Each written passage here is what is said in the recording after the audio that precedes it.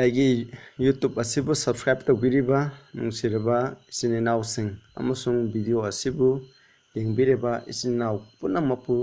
ꯄ꯭ꯔꯚꯨ ꯖꯤꯁꯨ ꯈ꯭ꯔꯤꯁꯇꯒꯤ ꯃꯤꯡꯗ ꯇꯣꯜꯂꯕ ꯅꯅꯥꯏ ꯑꯩꯍꯥꯛꯅ amazing Bible ꯄ꯭ꯔꯣꯐꯦꯁꯤ ꯃꯤꯅꯤꯁꯇ꯭ꯔꯤꯒꯤ ꯇꯔꯞꯇꯒꯤ ꯅꯈꯣꯏꯕꯨ ꯇꯔꯥꯝꯅ ꯑꯣꯛꯆꯔꯤ꯫ ꯉꯁꯤ ꯑꯩꯈꯣꯏꯅ ꯅꯩꯅꯒꯗꯧꯔꯤꯕ ꯇꯣꯄꯤꯛ ꯑꯁꯤꯗꯤ ꯑꯩꯈꯣꯏꯅ ꯑꯔꯤꯕ ꯋꯥꯔꯦꯞꯅꯕꯒꯤ ꯂꯥꯏꯔꯤꯛ ꯑꯁꯤ ꯑꯩꯈꯣꯏꯅ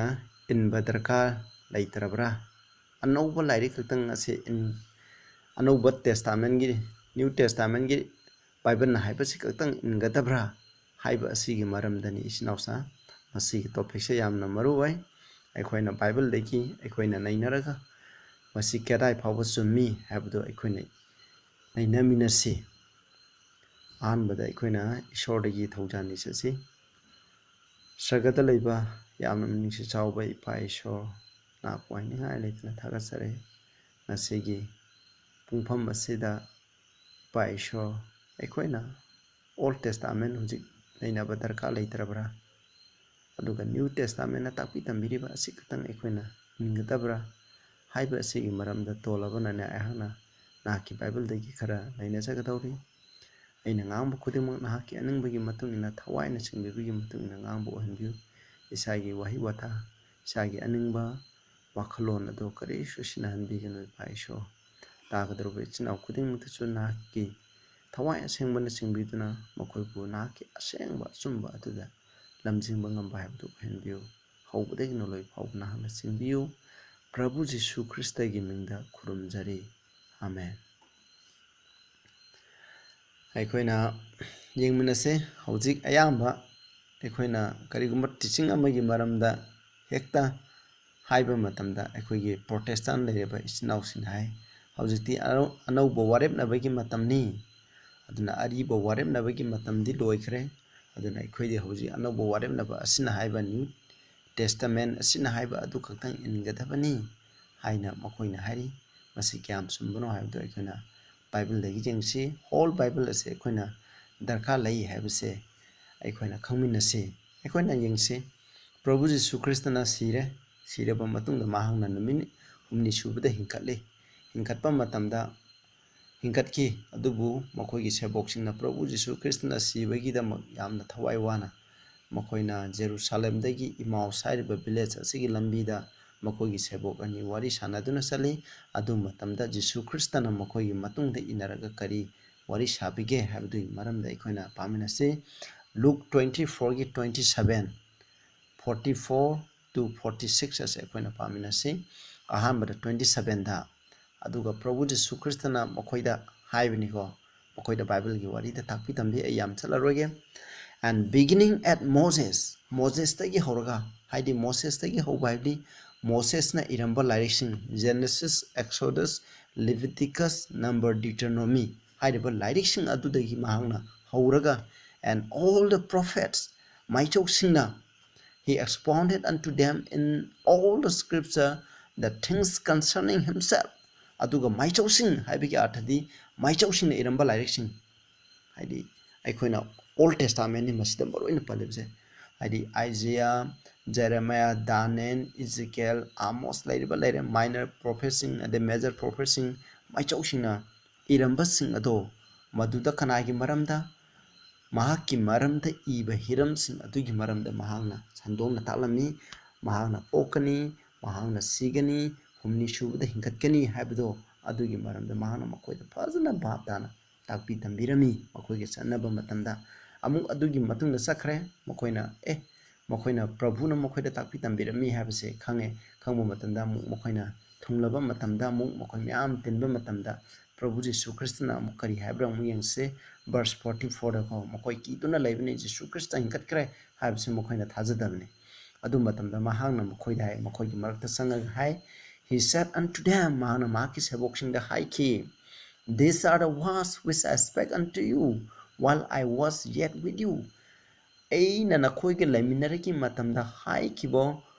ꯍꯤꯔꯝꯁꯤꯡ ꯑꯗꯣ ꯃꯁꯤꯅꯤ, that all things must be fulfilled. ꯍꯥꯏꯔꯤꯕ ꯍꯤꯔꯝ ꯈꯨꯗꯤꯡꯃꯛ ꯑꯁꯦ ꯃꯄꯨꯡ ꯐꯥꯒꯗꯕꯅꯤ, ꯃꯔꯝꯗꯤ ꯃꯁꯤ ꯈꯨꯗꯤꯡꯃꯛꯁꯦ ꯍꯥꯟꯅ ꯍꯥꯏꯗꯣꯛꯂꯝꯕꯅꯤ, which were written in the law of Moses. ꯃꯣꯖꯦꯁꯀꯤ आयन की लाइरिक्सिंग इरंबनी हाइबदी मोजेस के लाइरिक्सिंग अखोना मोजेसना इरंबा लाइरिक्सिंग असिदा मसी इरमबनी मसी हाइबदी प्रभु यीशु ख्रिस्ट पोकनी प्रभु यीशु ख्रिस्ट सीगनी प्रभु यीशु ख्रिस्ट हिंकटकनी हाइबा असिना सिंगबगी मरम से मसीदा इरमबनी एंड इन द प्रोफेट्स माइचोकसिंदा अखोना आइजिया जेरेमिया असिना सिंगबा माइचोकसिंग लेरिबसिंग असे मखोइना इरंबा बाइबल सिंग असे मसीदा स्क्रिप्चर सिंग असिदा हाइरमबनी इन द साम्स अखोना लाइसोन इसैसिंगदसु कंसर्निंग मी आई मरम दाहनी मसीना हाबदे प्रभु यीशु कने लाइसोन इसंग सिंग हादि अदुगा अदुगा माइचौ सिंग इरंबा लाइरिक सिंग मोजेस ना इरंबा लाइरिक सिंग हाबदि हाइरिबा सिंग असि कइनो ओल्ड टेस्टामेंट हाबनी ओल्ड टेस्टामेंट की लाइरिक सिंग असिदा आई की मरम द इबनी आई पोकनी आई सिगनी आई हिंकटकनी आई नसी तौगनी हाबा अदुगी मरम द इरंबनी हाबसे महान मखोइदा फजना भाव ताना बाइबल सिंग अदुदा पुथोगा महान प्रभु यीशु ख्रिस्ट न मखोइदा ताकपी तंबिरमेबा verse 45 ता सुन हाय then open he their understanding मखोइगी भाव ताबदो महाना हेना खंगलमी है that they might understand the scripture aduga scripture ado हाइदि scripture हाइदि बाइबल की वाइसिंग लाइरिक्सिंग अदो महाना भाव तानिंगाई गिदमा मखोइदा भाव ताहलमी है and he said unto them Mahana मखोइदा thus it is written asumna ikre thus it behoove Christ to suffer aduna asumna ikre Christana ikhoigidama awan nangani habse to rise from the dead the third day adugo humni shuba matamda mahana hinkhatkani habse masi mahana irame habsni masi akoina psalms kumba ibam nainaba matamda akoina loina Prabhu Jesus Christana popagi maramda adugo mahana awaba khangani habse Isaiah 53 de igre ado psalms do mahana ishona mahaki masanu pase asiba haidi amot pa do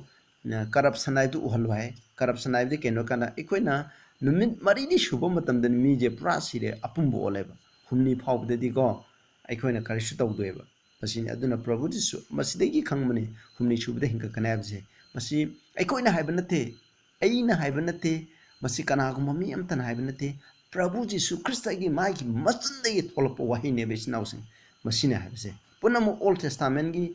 Old Testament de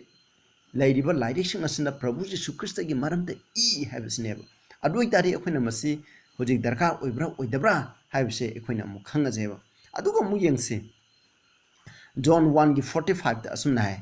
Philip na Nathanael da kari habra jine Philip find it Nathanael Philip na Nathanael phange Philip na an Prabhu Jisu Christ da phange phangaba matum da Nathanael gi manak ta lae मखोइ J Maasai गे मरम the याम थिबा मिनि and said unto him mongdai we have found him of whom the Moses in the law Moses na magi lairikta magi ain gi lairikta magi Moses na iramba lairik ni ayambana ain gi maram da ibne akoina laiba ki wan thauda akoina ten commandment aduga ceremonial laws sing asina singba civil laws sing health laws sing asina singba gi maram da loina iramane aduna magi lairik atuda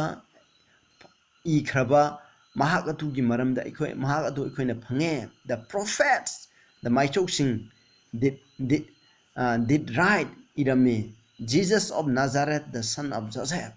aduna Nazareth ki masana pa Jesus Christa masina abde fichide gi ikoi khange madudi Moses ki laidising amsung maichoksing the Old Testament da Prabhu Jesus Christa Masaya atu gi maram da I have se mokoi na khange ba खंबगी मतुना मखोइना नैनबगी मतुना Mahana नाथनन them अखोइना नादगी थरकपा मचाय दो कदाय the पोकनी कमाई तौगनी महा करी तौगनी हाबदो अखोइना थिरकपा मा होजि फोंदोपगी मतम मदु you're दाने 9 गी अखोइना 20 गा 3 दगी ना अखोइना मागी अरोइबा 27 फाउदा इरिबा 70 वीक प्रोफेसी गी मतम अदुदा प्रभु यीशु क्रिस्टना सिदा पोकने हाबदो मखोइ लोइ खंगे खंबदुगी मरम ओदना अदुगुंबा नुपा अदो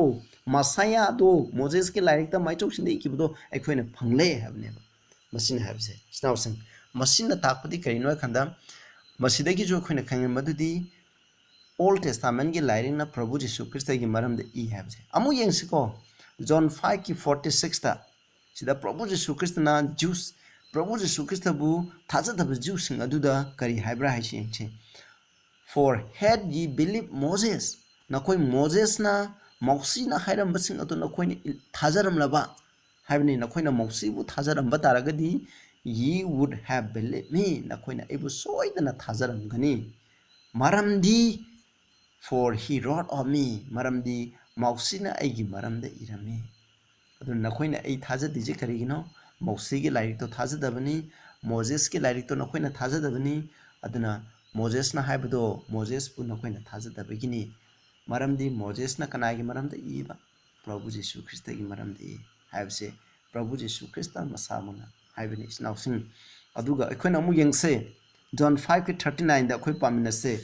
Search the scripture, for in them ye think have eternal life. Nakoina scripture do tiu. Hadi Bible scripture have the Bible the yauriba direction doctrine sin takpi tambiriba adubune akoina scripture haide madu tiu.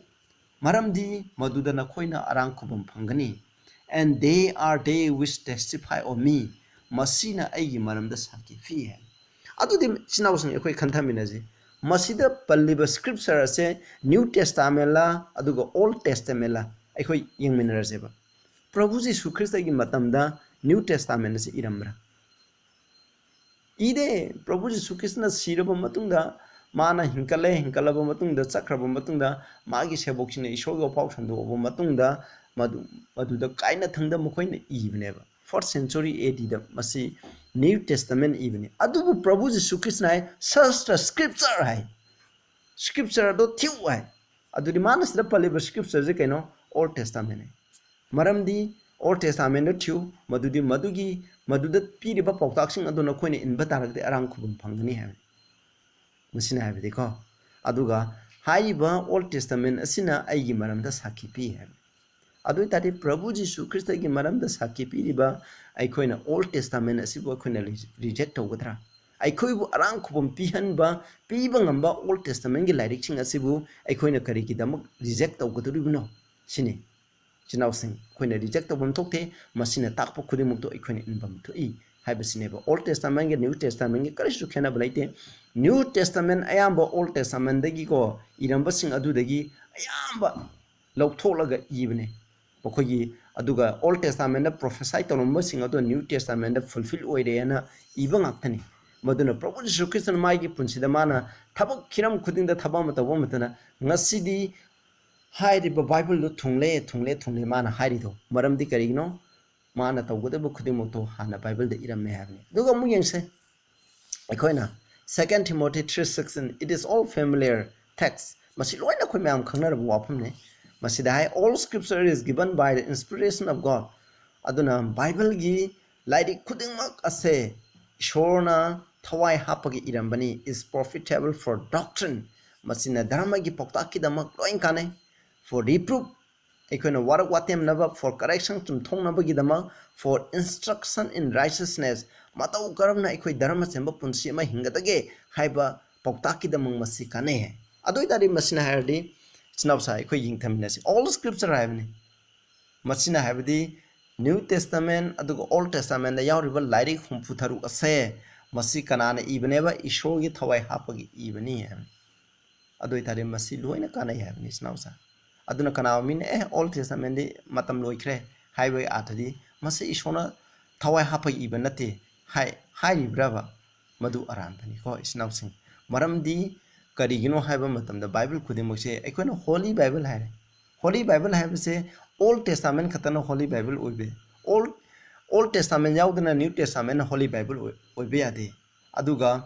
akoina New Testament khatana akoina New Testament yaudana Old Testament khatana akoina Holy Bible haibe ade Holy hai Bible haibe ade loina mani haibu khudimak se akoina Old Testament oigra New Testament oigra lo ne samane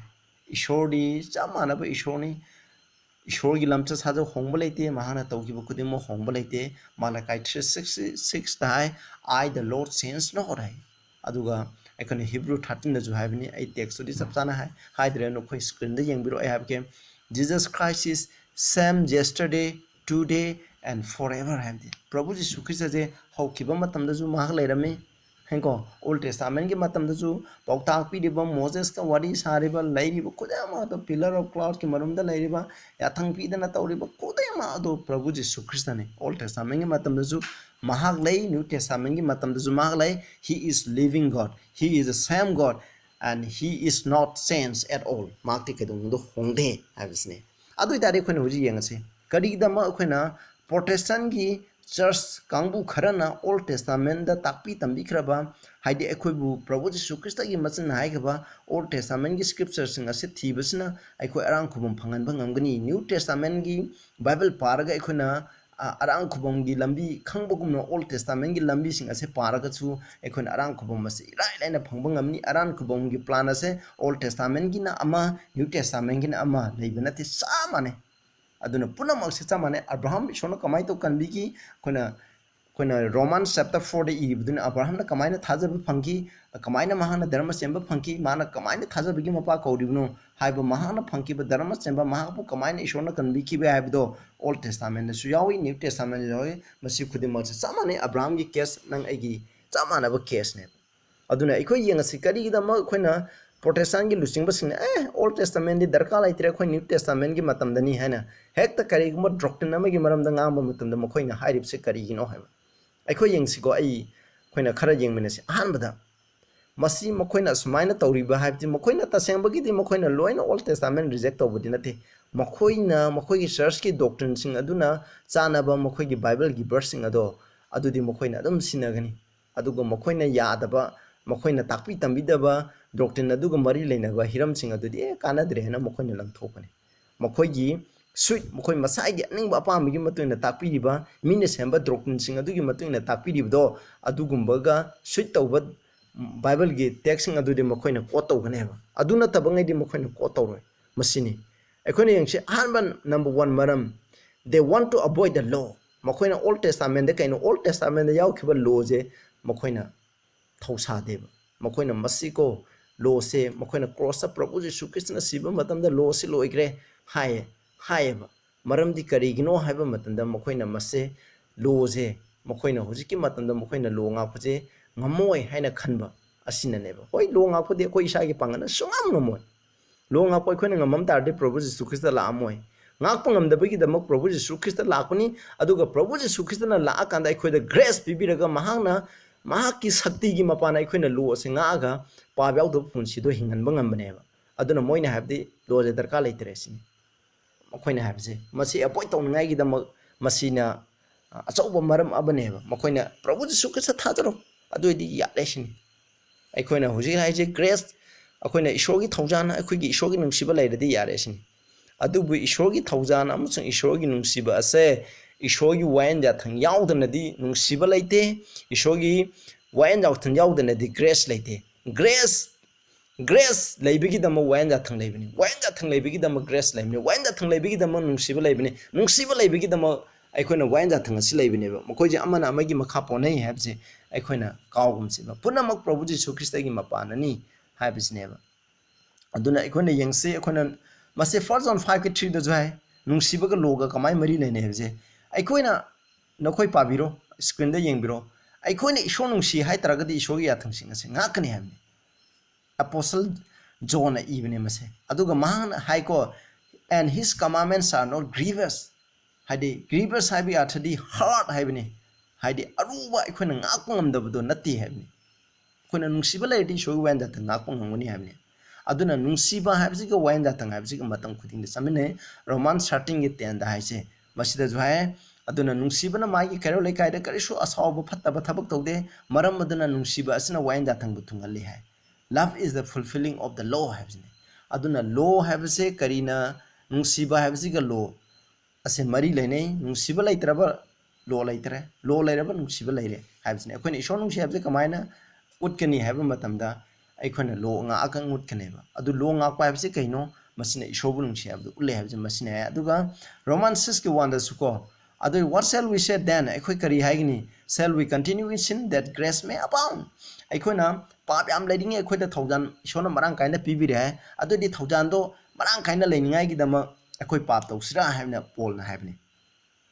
अदु मतंदा पोल ना है God forbid है इशोना यादे है सिनाउसा एखोइना पाप हेबसि canoe हाइबा मतनि पाप तो थादोक पंगमनिंगाई गी दम इशोना ग्रेस पिबने एखोइना ग्रेस पिबिग्रे दना एखोइना पाप तौसि तौ दुना लैबा से याब्रा पोल अपोस्टल पोल है यादे है मसी गी मरमदि एखोइना पाप हेबसि मु करिनो 1 John 3:4 की मतुंग ने खोने यंगदी पाप हाइबसे ईश्वर की वाइंदा थंग थुगाइबनी है अदुना पाप हाइबसे ईश्वर की वाइंदा थंग लेत्रबा पाप लेथरे अदुना वाइन पाप हाइबसे कनाना डिफाइन तवी लोना लो लेरिबम खै पाप हाइबसे लेगिनी अखोय पुंसदगी पाप लोथोके हाय तरगदी अखोयना लो से इनबा थाय अदुना लो से इनिंगाई की दम अखोयना कैदोबा थाय ग्रेस से दरकार लै प्रभु जीसु ख्रिस्ट की ग्रेस अदुदी अखोयना पापी पाप याम तौरेना ईश्वरना ग्रेस आम पिबिरे अदुदी अखोयना पाप तौजे हबदी नते अखोयना पाप थादोक फंगम अइना पना फत्तब ओरसु अइना अचुके मतिक पापी मकोनी मी लिसिंग लिसिंग हातप मीने हायरा अखोयना कोपीबा ngamoroi kananasu kambi maroena haiba taragasu अखोयना हाबदी अखोयना प्रभु जीसु Christ ngonda laagadi mahagna pibiba grace ki mapana mi hatpo oiramba aise अनौब मी ऑनथोप ngami ईश्वर की लो ngakpa ngamba ईश्वर bu nungsiba kairo leka bu nungsiba ngamba mi ऑनथोप ngami habse masi grace ne aduna grace na ko अखोयना तौगदबा लोइन महसिन बनते ग्रेस लेरदे आई पाप तोरसु यारे मी हालसु यारे हेबदो बाइबल न खैदुम ताकपिदे ग्रेस असिना अखोयना थादोक ngamdaba पाप तो थादोक ngamman बने मसी अखोयना काउमसी पुनम असे कनागी मपाना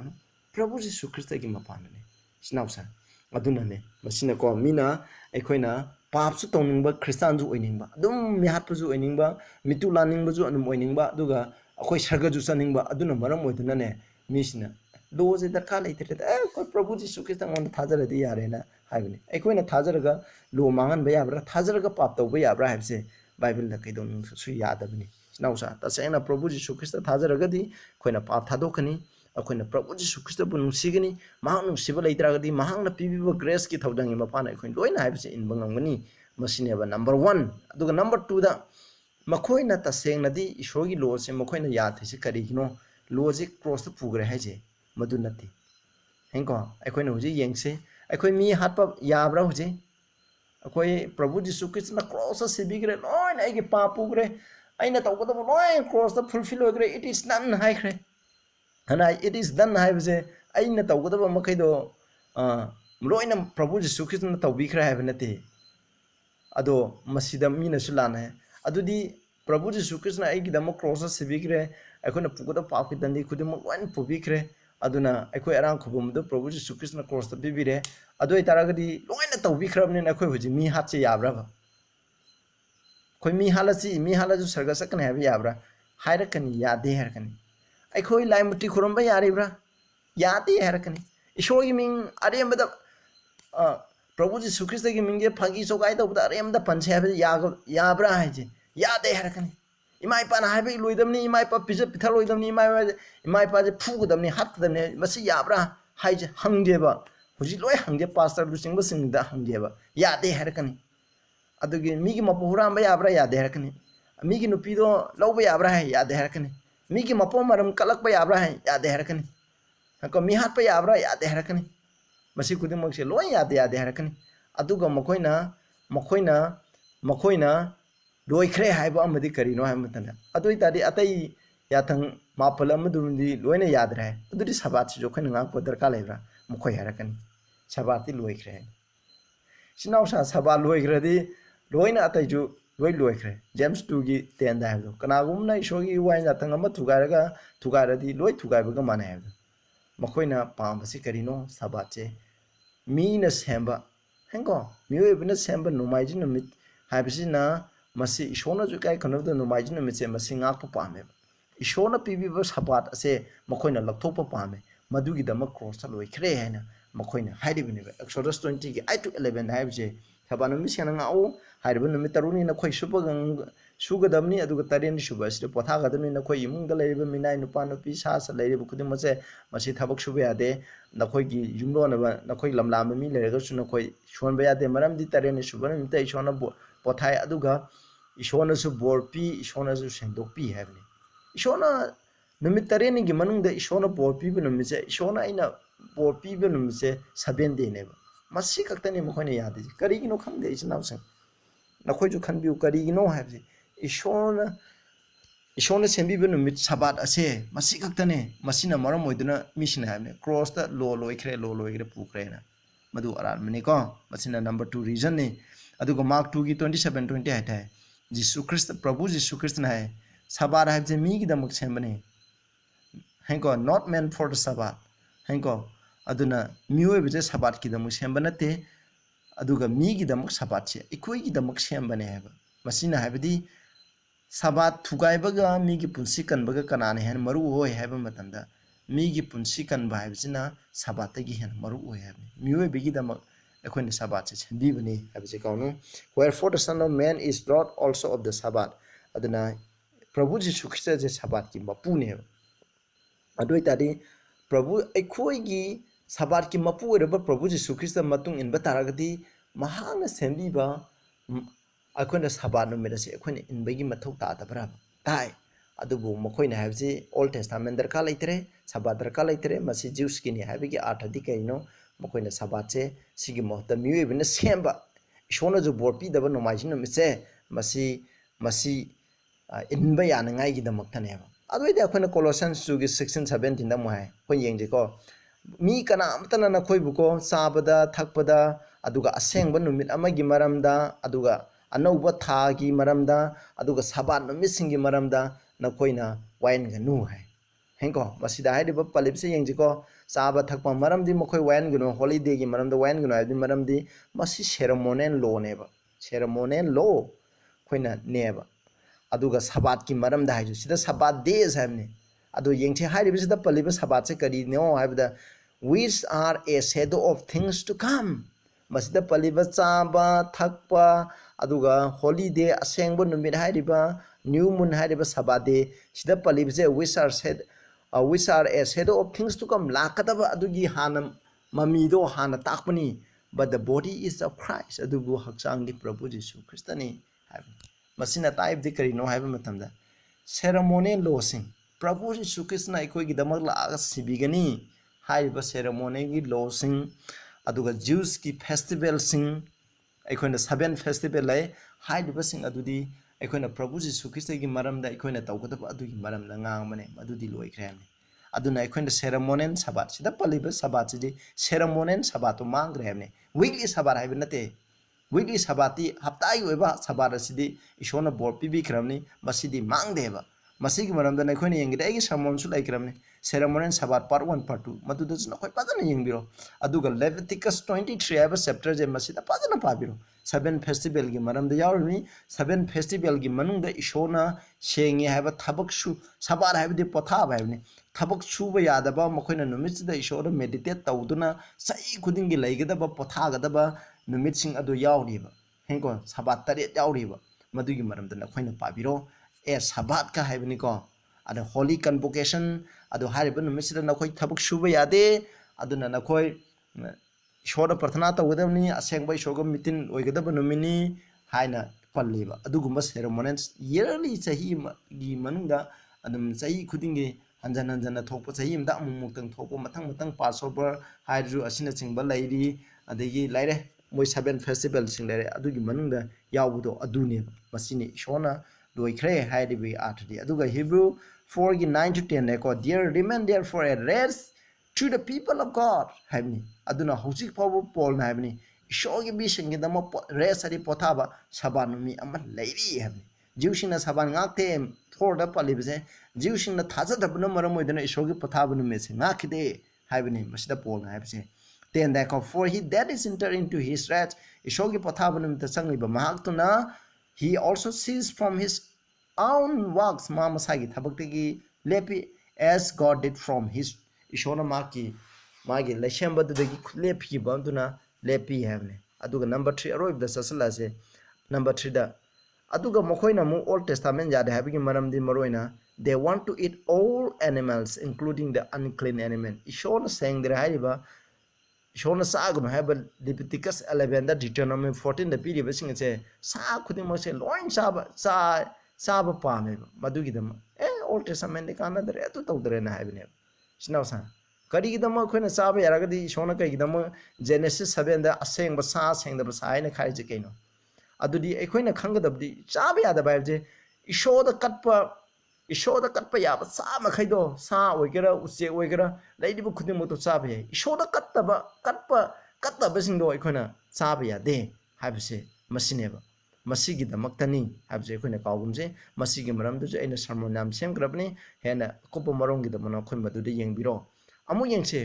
What are the things in the Old Testament that are not required to obey now? Adun Old Testament da hai kraba ikon huji in badarka laitaba sing ase kari kari no. Habise ikon yengse ceremonial or sacrificial law basi ikon darka laitra habdi ikon tongan tongan ma circumcision habise ikon tawba darka la sacrificial offering kanagum mi na paptro di yawma purakadamni natraga salabam purakadamni lairabo organa khunu jura ama purakadamni kat kadamni ka habdo madu singa do ikon ngak padarka lete maram di Ephesians 2 gi 15 Colossians 2 gi 14 da hai kre madudi hai riba singa dudi Prabhu Jesu Christ na cross siba matumda loina pukre maram di hai riba ceremonial law singa sina Prabhu Jesu Christ da point tawduna takone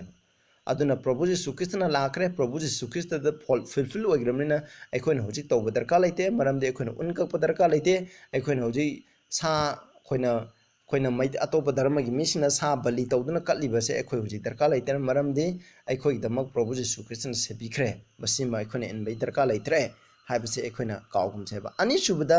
akhona Jews ki yearly 7 festival Exodus 12 ta Passover laire aduga Leviticus 16 aduga Leviticus 23 da yawriba 7 festival ase masi akhona huji ngak paki darka laite Passover ngak paki darka laitere Day of Atonement ngak paki darka laitere Feast of Unleavened Bread ngak paki darka laitere adagi akhona Feast of Tabernacle akhona ngak paki darka laitere punna masing ase akhona ngak paki darka laitere masi di kaidoba ado akhona Jews ki matam dani ado hairiba sing do ayambana loina fulfill oigreba masi akhona ngak paki darka laitere aduga number 3 da ceremonial sabar habje ceremonial sabar adi chahi amagi manungda akhona pothaba makoina thabak suba yadaba Jews na thabak sudana ishoda makoina festival gi manungda ishoda convocation tawraga pathna tawraga ishoda laigedaba numising ase koina ngakpa yade holidays habju kanaguma jokhona kanagum khrandi Romans 14 da paliba mi amana kariguma numiram se asengba numinen lawre kanagumna hariba numisingge sengna lawe aduna masidi ma mana phabigi matung na ning haida asengba numira habadi aikona Jews ki masida palibe Jews ki ne Jews ki numising do khudana Passover gi numira haire Passover gi numise sengmani Day of Atonement gi numise asengmani festival gi numising ge makoina holiday ngaknane ba makoina Jews ki hairiba holiday do aduna aikona hauski matamda apostle gi matamdadi masi darka laitreba hairiba numise aikona sengna lorsu yai sengdana lorsu laide aikona masi sengdre haina aikona indaba matamda aikoi pap laite aduga kaiguma poloi gi matamda madu ille hairaju aikona pap laiba natteba isnausa madu gi damuktane holiday habje adubu 7 days adumai tawna khanbane koina saban numise oiningba nubinamda koina oibe yai haibadi masi ishona yade ishona sembi kebde 7 day aduna nami kudingu che koina sengen lape yai aikina aroibda haningbadi ko masiju Leviticus 16:23 de ingro aroibda ai naijing bani ai khoi minna ko koina Sunday je pana sengne na koina nga aju ko kar sukaide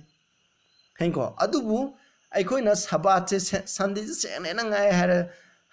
nga pa habida koina pap leite adubu kanagumina sabat che ko ai koina ngaktraba sabat ngaktragadi sen ngaktragadi tareni suba sabat che koina ngaktragadi koina pap